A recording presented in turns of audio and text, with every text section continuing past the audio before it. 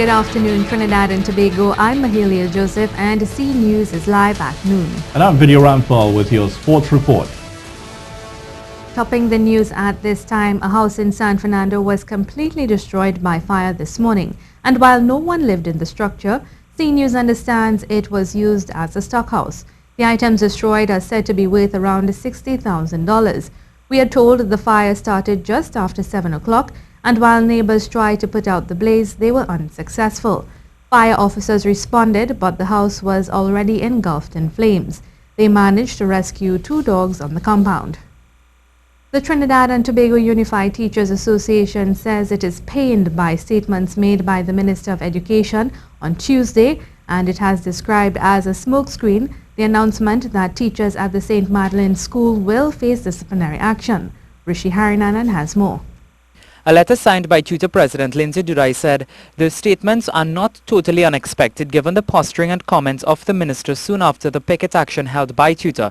He said the association is deeply disappointed in the manner in which the minister and by extension the ministry is treating with the issue. He said it seems that the minister is engaging in a public relations exercise to cover up the refusal of the Ministry of Education to deal with serious concerns about the St. Madeleine Secondary School that have been in place before it for over 4 years now. According to Mr. Durai, the proposed disciplinary action is nothing more than a smokescreen to make the minister and the Ministry of Education look good while using the teachers as sacrificed lambs. Tutor asserts that the teachers at the SMSS, who as tutor members participated in picket demonstrations on Monday 6 March 2017, led by the association's General Counsel, committed no acts of misconduct for the following reasons. 1. Every citizen has the constitutional right to freedom of expression and lawful protest. 2. The rights to picket is enshrined in the Industrial Relations Act. 3. The picket took place during the lunch period of the SMSS. And 4. The teachers conducted themselves in a dignified, orderly and peaceful manner, even when confronted by chanting students who were bearing placards and hurling missiles. Mr. Durai said the Minister of Education, being a former president of tutor, led many picket demonstrations and protests against the employer. Therefore, he is being nothing more than downright hypocritical when he says that teachers are setting a bad example. Mr. Durai said instead of ensuring that a proper independent investigation is done, the minister seems hell-bent on trying to intimidate teachers from engaging in legitimate protest action. Rishi Harinanan, C News. The Solid Waste Management Company Limited may soon have a new task, that is recycling. Minister of Planning and Sustainable Development Camille Robinson-Regis says as it stands, SWMCOL mainly collects garbage, but it's about time the company gets into recycling. To allow SWMCOL to have a division of SWMCOL to start doing recycling. So in addition to the iCare project, SWMCOL will be doing it at a national level. And that note will be before the cabinet either this Thursday or next Thursday, and a decision will be made. Speaking during a public consultation on the draft revised National Environmental Policy in the Aruca-Maloney constituency last night, the minister said government would also consider making our own soil so we will not have to import as much. So it will be the beverage containers, aluminum, everything. Okay. But we're now in the process of getting a SWMCOL to be allowed to manage a recycling project. Former Minister of Energy Conrad Enel says one of the key roles of the committee appointed to review Petrotrin is to look and see what resources it has and how it can be used to make a profit. He said the group appointed by government on Monday comprises of people from different sectors and expects a comprehensive report. I think that what the committee would have to do would be to look at the available resources that the company has, and the company does have a lot of resources, and see whether in its current form you can change the way the company operates. The company has a refining part of the business, it has an exploration part of the business. He said there are 2 things for the committee to do. One is to make money, but the biggest problem is how to cut costs. At a time when the revenue is just not there. And in my view, there has to be some kind of reduction in cost because no matter what else you do, there are really only two ways to solve this problem: increase revenue or reduce costs, or do both. The committee was appointed on Monday and is expected to submit a report on June 1st.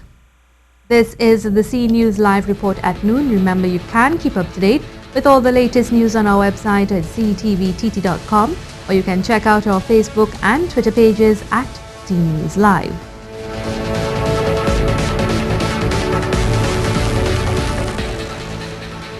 Attorney at law Fareed Ali says the planned amendments to the Miscellaneous Provisions Trial by Judge Alone Bill 2017 may not be the best solution. The bill, which could see a removal of trial by jury in some instances, is being strongly rejected by both opposition and independent senators. Speaking with Good Morning Trinidad and Tobago this morning, Mr. Ali said he agrees there are some positives with this. However, he said the system as is creates a level of check and balance. If you saw something that was black and white, then it ought not to be shades of grey and blue when you get to the High Court. So it's literally establishing boundaries. It also serves as a check and balance on the police, because police officers are often accused of impropriety, of dishonesty, of saying things and alleging to individuals things that they would have said that these individuals said, I didn't say.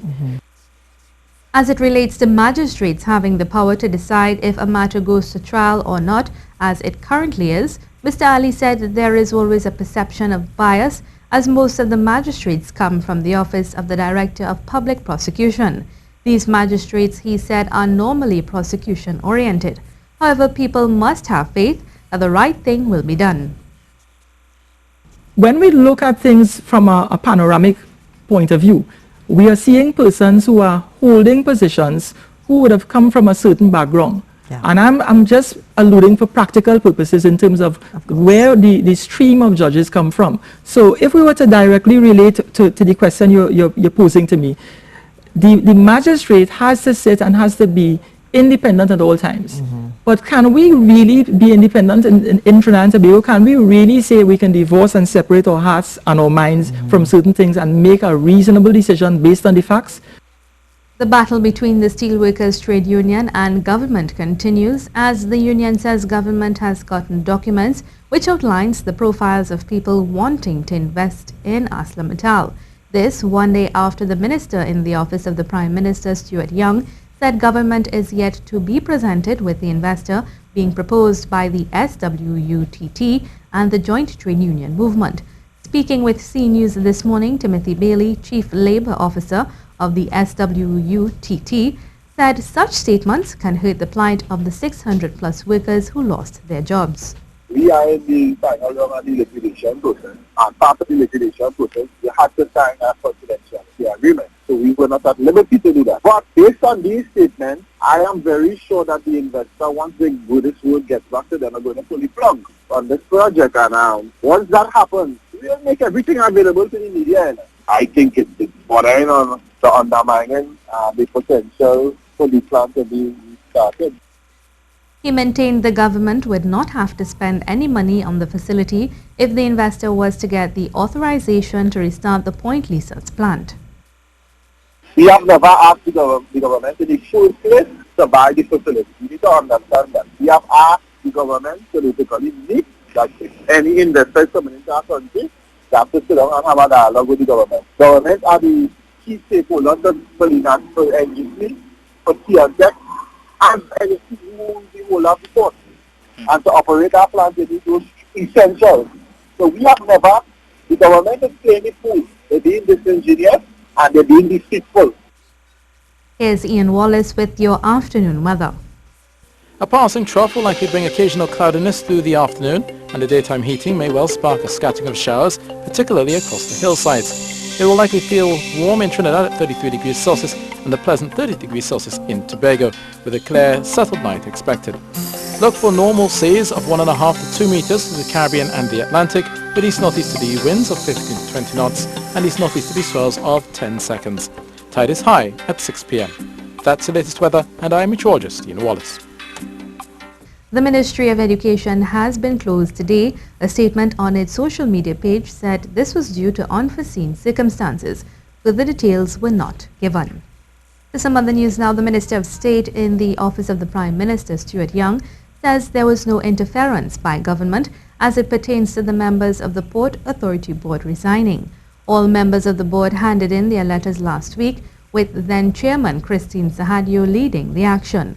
Responding to the media during a news conference yesterday afternoon, Mr. Young said it was not unusual for there to be a transition of a state-appointed board, as he clarified that it was not to his knowing due to complaints of Ms. Sahadio's leadership. How this went about is we were dealing with a number of boards at the time, and there was a resignation and then a mass resignation. So we just used the opportunity because we were dealing with other boards at the time to appoint a board. Caribbean Airlines has cancelled several flights out of New York as a result of the ongoing snowstorm. In a statement, it said Wednesday, March 15th, BW016 New York to Kingston, BW551 New York to Trinidad, BW527 New York to Guyana, BW010 New York to Montego Bay, and BW521 New York to Trinidad have all been cancelled. It said passengers booked and ticketed to travel on these dates will be permitted to make their changes to their reservations without penalties subject to special conditions. And just to update you, according to the Weather Channel, Winter Storm Stella will continue to bring snow to the interior northeast through Wednesday, but with lighter overall amounts than Tuesday. And now it's time for me to turn you over to Vidya Rampal, who has some exciting news to tell us in what's happening in the world of sport. Vidya, I know we're going to get a new stadium, is it so? Well, the Brian Lara Stadium, which has been in the making for the last decade, is going to be open soon. The Minister of Sport toured the stadium. We'll give you the details of that coming up in just a little bit.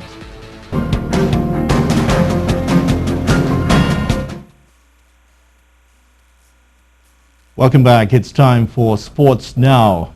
The controversial Brian Lara Stadium, it seems that the time for the opening of it is approaching. Earlier today, Minister of Sport Daryl Smith and officials of the Sports Company of Trinidad and Tobago toured the controversial Taruba venue. The venue was due to be open for the Cricket World Cup in 2007, but since an announcement was made in November 2006 that it would be delayed, we've had no clear picture since then when. So, with that tour taking place today, we do have Nasira Mohammed on the line. She has been there, she's seen the facility. And Nasira, what do you think about it? What has been said so far about the facility? Hi, good afternoon, Vidya, and good afternoon, viewers. Well, you know, it's about maybe 90% completed, and the footage that you'll be seeing would guarantee that statement by the Minister of Sport, Daryl Smith. And so far, there's a tentative opening date given for sometime in May month. There's just a few more construction, little things that needs to be done. For example, the outer track of the field, artificial turf will be put down there. The seating has been refurbished and new seats have been placed down. So far, they said that there's a maximum between 16 to 18,000 people if you really, squeeze people in, which hopefully doesn't happen, but it can rival the Queen's Park Oval in terms of seating numbers and the media facility within the Caribbean, but full details of the tour that was given today. All right, now Nasira, May 2nd is Brian Lara's birthday. I'm wondering if we might see an opening on his birthday itself, but that's speculation at this point. But in terms of the quality of what you've seen, the field and the pitch itself, how does it compare to some of the other venues that you've seen across the Caribbean? Well, the outfield is spectacular. I will tell you this. It's imported grass that was brought in from the United States, that was relayed from the older grass that they had before. But the outfield is spectacular. Sand, white sand was imported from Guyana because it's the fastest drying sand that we have within the region. And the pitch, it's been rolled constantly for about 2 weeks now. There's still a lot of work to do because we have a lot of ridges that we've seen which would cause the ball, as you know, Vidya, to skid and give some heights to the bowlers and can They'll be working constantly on the pitch. It's just dealing with the pitch in terms of grading it, rolling it, and getting it compact. But I think within the next 2 months, if they're really carded for a May opening date, within the next 2 months, it can be done, and it will be one of the premier grounds in the Caribbean region. All right, Nasira, thank you very much. So you wouldn't want to bat on it right now, but we'll see how it happens. They might have to work on the internet there this time. Let's turn to some football news now. And the national football team began training at the Hazley Crawford Stadium on Tuesday ahead of next week's World Cup qualifier against Panama. The Warriors are coming off a 2-0 friendly international win against Barbados and will be hoping to use that victory as momentum ahead of their faltering World Cup campaign. TNT is without the points so far after 2 matches and have a new coach in Dennis Lawrence. The move to the Hazley Crawford Stadium is meant to give the national team the opportunity to become accustomed to the surface. The Invaders Bay venue is the arena for the next 2 World Cup clashes with Panama and Mexico. Meanwhile, Panama have named a strong squad to face the Warriors on November 24th. The squad includes 7 players who campaign in Major League Soccer and another 5 who are former players of the U.S. League. They include the forwards Blas Perez, Luis Tejada, Abidal Arroyo, Tony Taylor and Gabriel Torres. Now, the Defence Force striker Jamil Boatswain is looking forward to cement his place in the national football team. The forward notched a double in the international friendly on debut against Barbados on Friday to improve his chances of selection in Dennis Lawrence's squad. Ken Fuentes caught up with the Defence Force striker. The young striker says for him it was a dream come true to be given the chance to represent his country on the international stage. No, I haven't seen it, but coming into Defence Force and working hard, automatically I put myself there. The former point forward in Civic Products says it's all about taking your chances, even if that chance comes in the space of 30 minutes. Well, when I heard they say that the 3 strikers will get in 30 minutes, I said to myself that, I have to make it count in the 30 minutes and, making sure if I get the opportunity, take the chance, because I'm a striker, I go to goal and, score. But how does it feel to score the winning goals at international debut? Well, it felt great, because it was really a surprise, because to come and, onto the team and score on my debut, that was a good feeling. Looking ahead, Boatswain of the Defence Force says the team now needs to focus on the 2 upcoming World Cup qualifiers against Panama and Mexico. On training, I training hard, I want the team, to come together and gel as one and, let us go forward, because there's 2 big qualifiers and, the opponents won't come easy, so I just hope, we come together and we get the job done. The national squad is expected to be strengthened in the coming days with the return of Sawa Jablete players who were in St. Vincent playing in the CFU club qualifiers for the Champions League. Additional firepower could also come in the form of overseas players as they make themselves available. Kent Fuentes, C Sports. To some cricket news now, and Hillview College are the new champions of the Secondary Schools Cricket League's 50-over competition after another big win over Shiva Boys. Ospin and Nathaniel McDavid claimed 5 for 6 for Hillview from their 7.3 overs to skittle out Shiva Boys for just 96. Hillview then knocked off those runs with Leonardo Julian 22 and not out, that is, and Dexter Sween an unbeaten 19 to win by 7 wickets. It was Hillview's 3rd title in the last 7 years. Meanwhile, the champions Fatima College surrendered their title when they skittled out for a meager 68 on their home ground at Mukarapo. Batting first, they lost wickets early and often as the right-arm, left-arm pair of seamers, Cleavon Kalawan, who took 4 for 15, and Javon George, 3 for 11, ripped out their batting. Only Jean-Paul Rock stood up with an unbeaten 26, while Tyrone Phillip chipped in with 14. And chasing 67 to win, Naparima College wasted little time in knocking off the runs, reaching their target for the loss of only 4 wickets to register a 6-wicket victory. Cephas Cooper led the way with 22, Justin Gangu 17, and Kyle Rupchand was not out on 16. But despite the win, Naps couldn't catch Hillview, who ended on 112 points to secure the title to go along with the win in 2011 and 2013. Well, that's it for your sports report. And that's how we end the C News Report at noon. I'm Mahalia Joseph. Not Video Rampal. Remember, for up-to-date and breaking news throughout the day, you can visit the C News website at ctvtt.com. Have a good afternoon.